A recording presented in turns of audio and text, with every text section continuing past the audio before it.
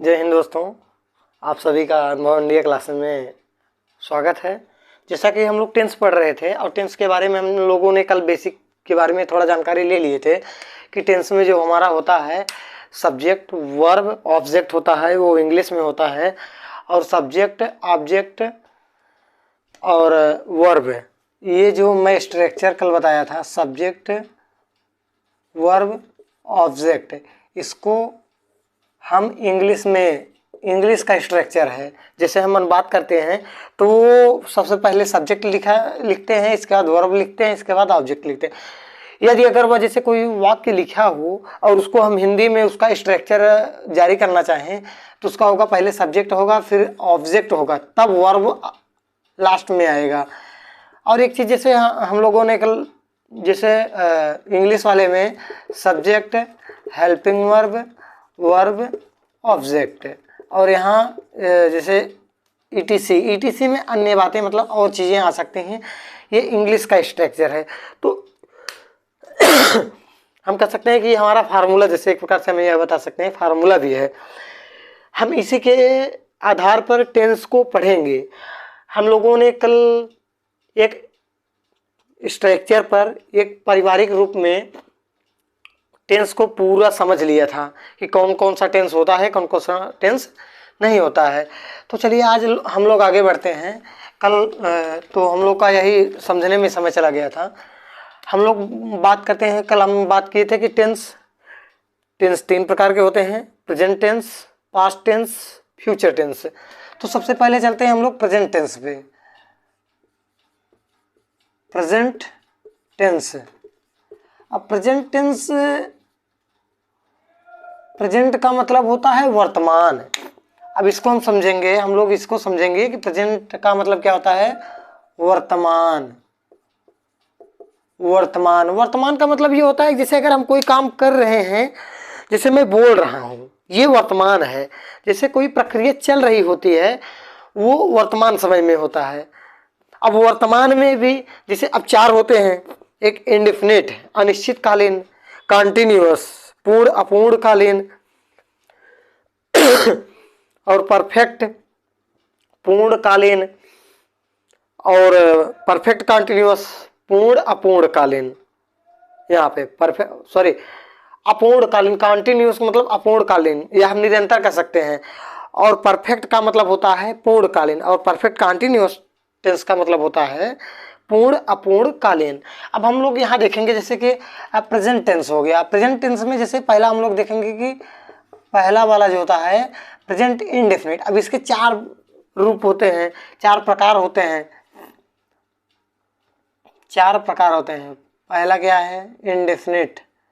जैसे हम यहाँ ये कर देते हैं, पी से प्रेजेंट इंडेफिनिट।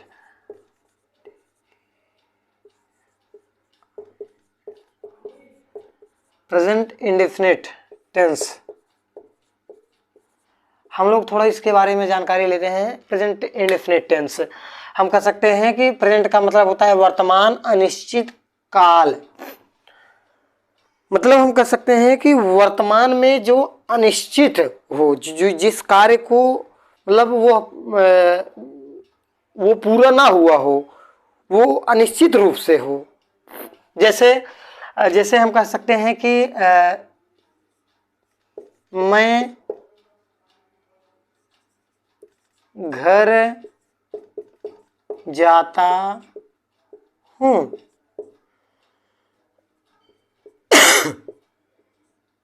अब यहाँ ध्यान दीजिए, अब यहाँ एक चीज ये ध्यान देना है कि अब जो यहाँ पूरा एक वाक्य है, ये तो एक एक शब्द हैं, ये शब्द हैं, और इन शब्दों को मिला करके एक वाक्य बना है।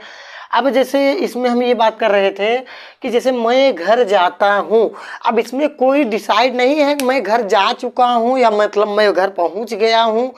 ना तो पूरा हुआ है ना तो यह हो रहा है, मतलब अनिश्चित रुका हुआ कार्य है। मतलब हम यह डिसाइड ही नहीं कर सकते हैं कार्य पूरा हुआ है कि नहीं हुआ है।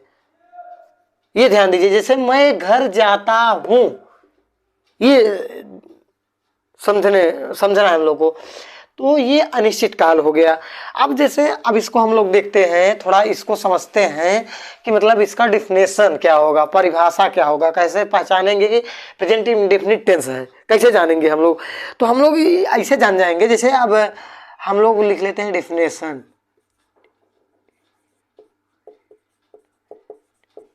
डिफिनेशन, अब डिफिनेशन जो होगा हम लोग कहेंगे कि ऐसा वाक्य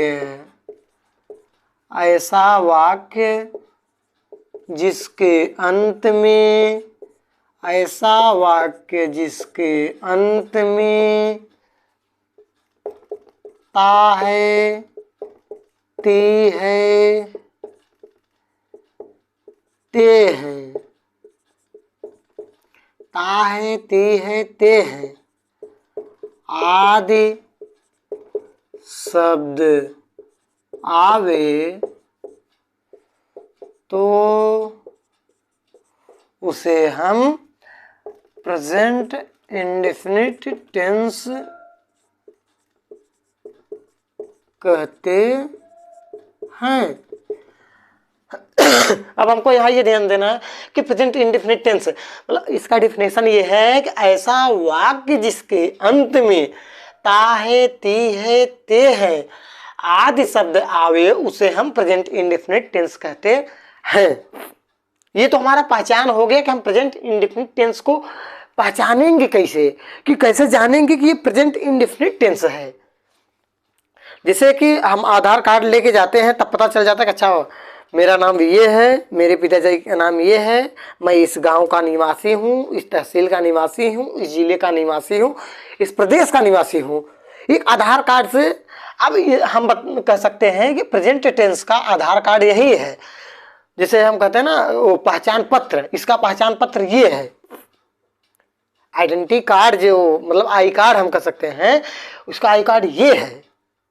प्रेजेंट इंडेफिनिट टेंस का आई कार्ड ये है। अब हमको आगे देखना है। अब तो ये तो हमें पता चल गया कि चलो भैया अच्छा हमारा ये हमको ये तो जानकारी हो गया कि चलो हम पहचान तो लिए, तो अब इसके रूल क्या क्या होंगे। जैसे अब हमको आधार कार्ड मिल गया, आधार कार्ड के प्रयोग क्या क्या हो सकते हैं। चलिए हम लोग आगे बढ़ते हैं। तो अब यहाँ हम लोग लिखते हैं नोट नंबर 1। अब यहाँ नोट नंबर 1। चलिए हम लोग आगे बढ़ते हैं थोड़ा। अब इसमें क्या क्या हो सकता है वो देखते हैं हम लोग। तो प्रेजेंट इंडेफिनिट में हम लिखेंगे इसमें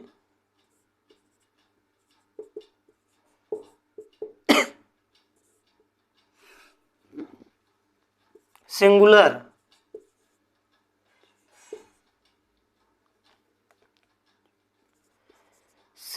के साथ, सिंगुलर सब्जेक्ट के साथ हम कह सकते हैं, मतलब जो सब्जेक्ट हो मतलब एक वचन हो, सिंगुलर सब्जेक्ट मतलब एक वचन, इसमें एक वचन के साथ वर्ब में यस या ईएस का प्रयोग करते हैं।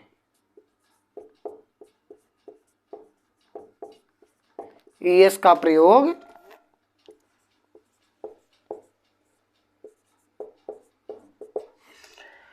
अब यहां ध्यान देना कि इसमें सिंगुलर सब्जेक्ट एक वचन के साथ वर्ब में यस या ईएस का प्रयोग करते हैं। ध्यान देना नोट नंबर 1 में कि सिंगुलर सब्जेक्ट एक वचन के साथ वर्ब में यस या ईएस का प्रयोग करते हैं। अब नोट नंबर 2, नोट नंबर 2 में और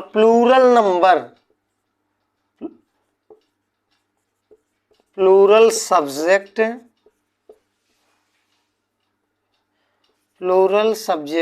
मतलब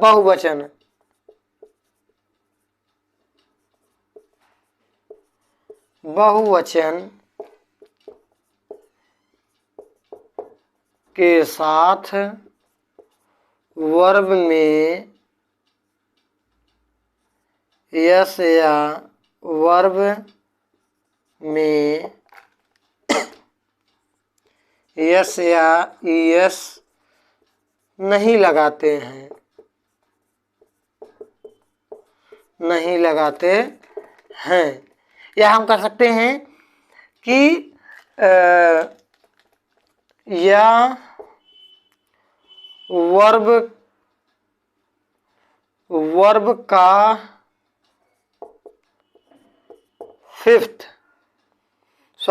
फर्स्ट फॉर्म का प्रयोग करते हैं, का प्रयोग करते हैं। अब हमको यहाँ ये ध्यान देना है कि जैसे अब पहले हमको ये समझना है कि जो इसका नियम है, कह रहा है कि एक वचनकर्ता के साथ यस या यस का प्रयोग करते हैं और बहुवचनकर्ता के साथ यस या यस का प्रयोग नहीं करते हैं, वर्ब का फर्स्ट फॉर्म का प्रयोग करते हैं। और यहाँ वर्ब का पांचवा रूप का प्रयोग करते हैं, किसमें? एक वचनकर्ता के साथ है। अब इसमें प्रेजेंट इंडेफिनिट में भी चार होते हैं, ये असरेटिव वाला है, ध्यान दीजिएगा। प्रेजेंट इंडेफिनिट का ये असरेटिव वाला है। असरेटिव वाले में क्या है, इसमें क्या है कि ये हमारा नियम हो गया। अब हम एग्जाम्पल देखते हैं इस पे, इसमें हमें लगता है कोई दिक्कत नहीं होनी चाहिए। इस पे हम एग्जाम्पल देखते हैं कि कैसे हम लोग देखेंगे या फिर एक आध दो लाइन और लिख लेते हैं थोड़ा, कि कुछ खास नहीं है। नोट नंबर 10 देखते हैं। एक वचन, अब जैसे सिंगुलर जो सब्जेक्ट है हमारे, यस सिंगुलर सब्जेक्ट,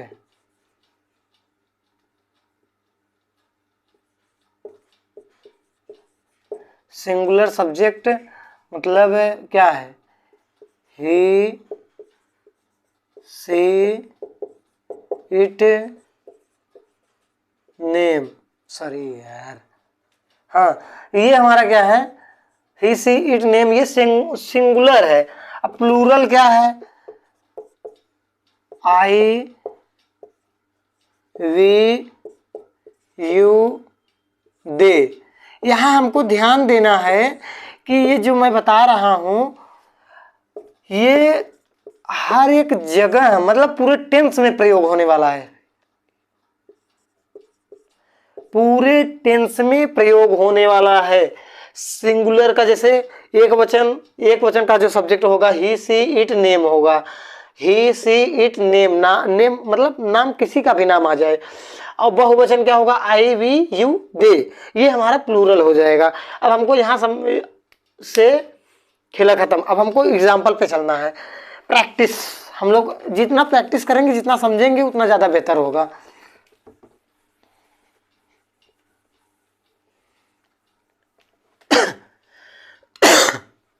चलिए हम लोग देखते हैं। जैसे राम घर जाता है, राम घर जाता है।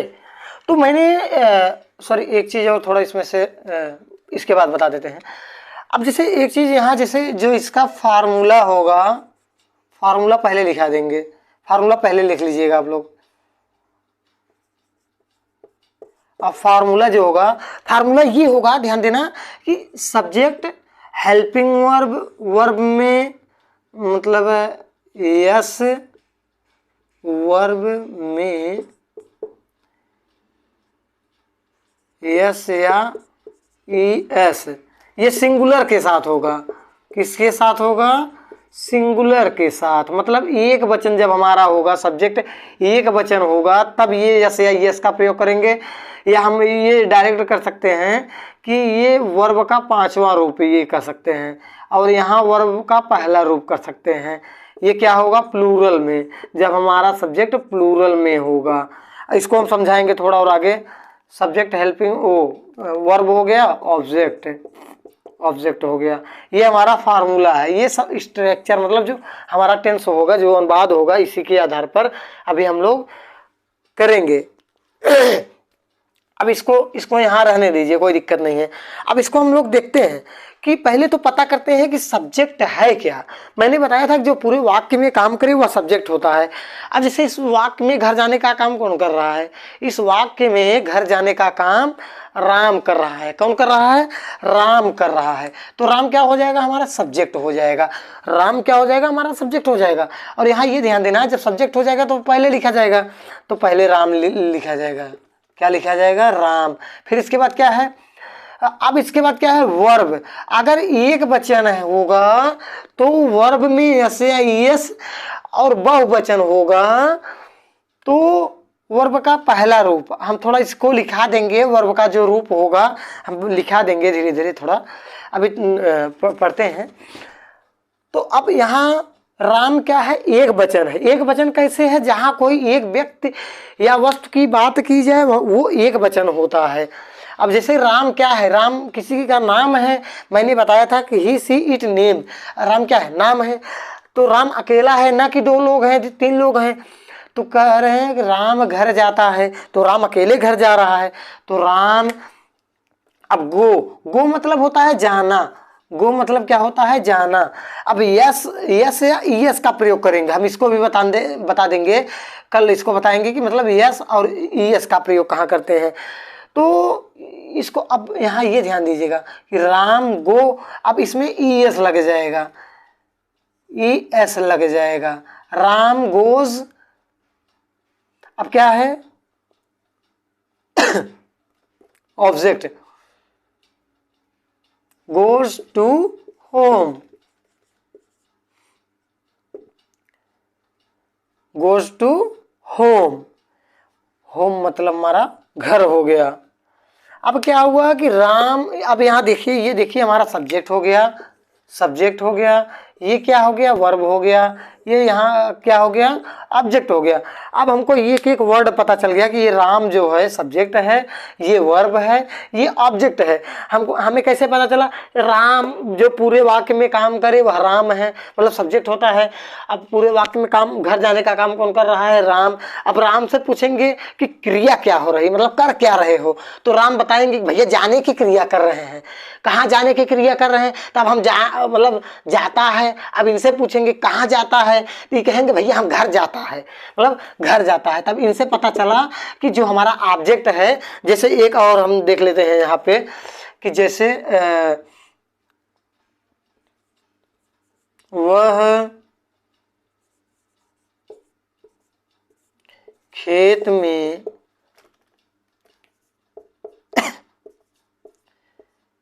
क्रिकेट खेलता है। अब एक चीज यहाँ ध्यान देना भैया, अब जैसे देखो थोड़ा बड़ा हो गया यहाँ पे, थोड़ा सा और इसमें हम इंक्लूड कर दिए हैं, जैसे ऑब्जेक्ट प्लस ईटीसी। यहाँ पे एक चीज और, जैसे ईटीसी में सब आ जाते हैं, ईटीसी में सब आ जाते हैं। अब यहाँ हमको ये ध्यान देना है कि जो है पूरे वाक्य में काम कौन कर रहा है। पहले पूछेंगे कि वह, पहले हम उसको पढ़ेंगे अच्छे से, एकदम अच्छे से पूरे वाक्य को पढ़ेंगे। तो वह खेत में क्रिकेट खेलता है। कौन खेलता है? वह खेलता है। कौन खेलता है? वह खेलता है। तो क्या हुआ? जो पूरे वाक्य में काम करे, खेलने की क्रिया कौन कर रहा है? वह, मतलब ये तो हमारा सब्जेक्ट हो गया। अब इससे पूछेंगे कि क्रिया आखिर कर क्या रहे हो तुम? खेत में ये तो हो ही नहीं सकता, क्रिकेट नो। खेलता, मैं बताया था ना, खेलना, रहना, धोना, मारना, पीटना, काटना, दौड़ना, टहलना, ये सब हमारी क्रियाएं हैं। तो क्या खेलता है? क्रिया क्या पता चला? खेलता है। ये तो हमारा सब्जेक्ट हो गया, सब्जेक्ट। अब क्रिया क्या पता चला? वर्ब। ये हो गया खेलता है। अब इससे पूछेंगे क्रिया से, मतलब वर्ब से पूछेंगे, वर्ब से आस्किंग कि क्या खेलता है, मतलब क्या खेलते हो या क्या खेलता है। तो ये बताए हैं कि क्रिकेट खेलते हैं भैया हम। कहाँ खेलते हैं? क्रिकेट खेलते हैं। अच्छा ठीक है, क्रिकेट खेलते हैं। तो ये आप इनसे पूछेंगे कि क्रिकेट खेलते हो, कहाँ खेलते हो? तब ये बताएं भाई हमारा ओरिजिन हम खेत में खेलते हैं। कहाँ खेलते हैं? खेत में खेलते हैं। अब देखिए हमें एक एक वर्ड का पता चल गया कि ये सब्जेक्ट है, ये ईटीसी है, ये हमारा ऑब्जेक्ट है और ये वर्ब है। कितने आसानी से पता चल गया, सबसे हमने मार मार के ठुस ठुस के पता कर लिया कि कौन कौन है इस चोरी में, कौन कौन खेत में क्रिकेट खेल रहा था। बोलो। तो अब यहाँ हमको ये ध्यान देना होगा। फिर अब क्या हो जाएगा, सब फार्मूला के हिसाब से चलते हैं। पहले सब्जेक्ट है, सब्जेक्ट ही। अब यहाँ खेल अगर ये टी हो गया होता तो क्या होता, तब यहाँ सी लगा देते, क्योंकि वह जो है मेल में भी आता है, फीमेल में भी आता है। तो यहाँ से उसके वर्ब से हम पता करेंगे कि वह मेल के बारे में बात कर रहा है या फीमेल के बारे में बात कर रहा है। ठीक है, ये वह ही। अब खेत में, अब सॉरी, ये सब्जेक्ट वर्ब, वर्ब एक वचन है। हाँ एक वचन है, ही सी इट नेम एक वचन है। तो क्या हो जाएगा, सिंगुलर। वर्ब में यस या यस, वर्ब क्या है? प्ले। प्ले मतलब होता है खेलना, PLAY, प्ले मतलब खेलना, प्ले। यस हो जाएगा प्लेस। अब क्या खेलता है? The cricket. क्या खेलता है? Place the cricket. क्या खेलता है? क्रिकेट। कहाँ खेलता है? कहाँ खेलता है भैया? In the field, in the field. अब हमको ये पता चल गया होगा कि इस तरीके से फार्मूले के हिसाब से हम टेंस को कर सकते हैं। चलिए अब हम लोग तो एक वचन वाला देख लिए हैं, अब बहुवचन वाला देखते हैं। बहुवचन वाला जो है उसको भी देखते हैं भैया, हम लोग थोड़ा सा उसको भी देखेंगे, समझेंगे। हाँ, अब इसको हमको ये ध्यान देना है, समझेंगे कि जैसे मैं कह दिया वे सब किताब पढ़ते हैं। क्या हो गया? वे सब किताब पढ़ते हैं। अब यहाँ ये हमको ध्यान देना है कि भैया वे सब हमारा जो है ये सब्जेक्ट है, ई का है, सब्जेक्ट है। अब कौन, अब इनसे पूछेंगे क्रिया का हो रही है। अच्छा पढ़ते हैं, का हो रही है? पढ़ते हैं।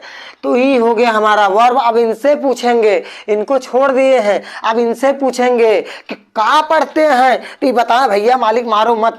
किताब पढ़ते हैं। क्या पढ़ते हैं? किताब पढ़ते हैं। अब हमको क्या मिल गया? सब्जेक्ट मिल गया, ऑब्जेक्ट मिल गया, वर्ब मिल गया। क्या क्या मिला? सब्जेक्ट, वर्ब और ऑब्जेक्ट मिल गया। अब हम फार्मूले के हिसाब से रखते हैं। फार्मूला क्या कहा है? पहले सब्जेक्ट रखेंगे, वे सब। वे सब मतलब दे। दे मतलब क्या होता है? वे सब होता है। दे मतलब क्या होता है? वे सब होता है का। इसके बाद वर्ब में यस या यस जब एक वचन होगा या क्या, ये दे जो है, अबे ये बताओ, दे जो है ये एक वचन है, बहुवचन है? मैंने भैया बताया था कि ये बहुवचन है। तो का बहुवचन के साथ वर्ब का पहला रूप लगेगा। वर्ब का पहला रूप, वर्ब मतलब रीड। रीड मतलब होता है पढ़ना, और टीच मतलब होता है पढ़ाना। रीड का पढ़ते हैं? Read the book. का पढ़ते हैं? बुक। बुक मतलब होता है किताब। चलो भैया, अच्छा मजा आ गया। चलो हम लोग आगे देखते हैं। आगे क्या है? जैसे एक अनुवाद और हम लोग देखते हैं। जैसे हम सब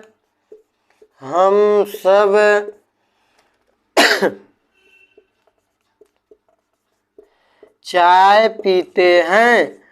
हम सब चाय पीते हैं, सभी चाय पीते हैं। हमको भी मालूम है ठंडी आ गई है, सब चाय पियेंगे। ठीक है, अब यहाँ देखो चाय पीने की बात मज़ेदार आ गई। चलो हम सब तो पूरा सब्जेक्ट हो गया। चाय पीने का काम कौन कर रहा है? हम सब। मतलब मैं भी और आप लोग भी चाय पियो, चाय के पीते पीते पढ़ो। अब क्या हो गया, ये हमारा सब्जेक्ट हो गया।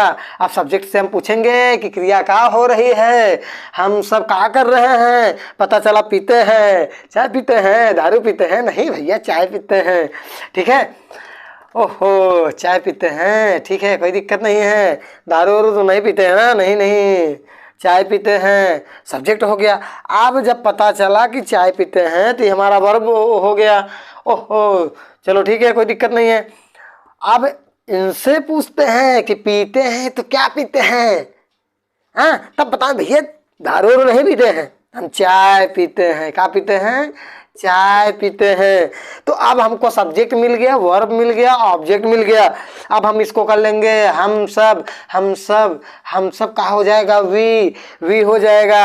अब पीते हैं क्या? अब यहाँ देखो, ड्रिंक मतलब होता है पीना, लेकिन यहाँ चाय को हम लोग एक झटके नहीं पी लेते हैं। पानी होता है, दूध होता है तो झटाक से धाई के उड़ा देते हैं, लेकिन चाय को क्या होता है, एक बार में पी ले जाते हैं। गर्म रहे चाय और आपको दे दिया जाए, मार देंगे, अरे भैया पूरा जल जाएंगे, कल्लू कालिया बन जाएंगे। समझ आ रहा है कि नहीं? तो क्या करते हैं, आराम आराम से पीते हैं, मतलब उसको लेते हैं। यहाँ टेक लगेगा चाय के लिए, ध्यान देना, बहुत महत्वपूर्ण चीज है।